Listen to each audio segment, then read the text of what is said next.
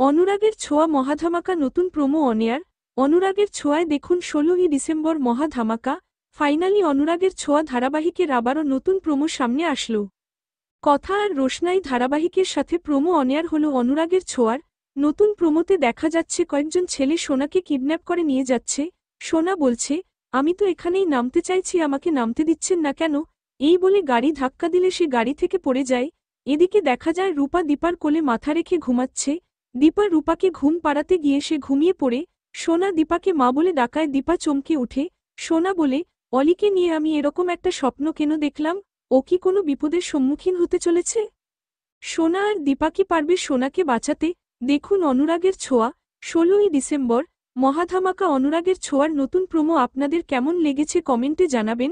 অনুরাগের ছোঁয়ার সকল আপডেট সবার আগে পেতে চ্যানেলটি সাবস্ক্রাইব করে পাশে থাকা বেল আইকনটি বাজিয়ে দিন। ধন্যবাদ।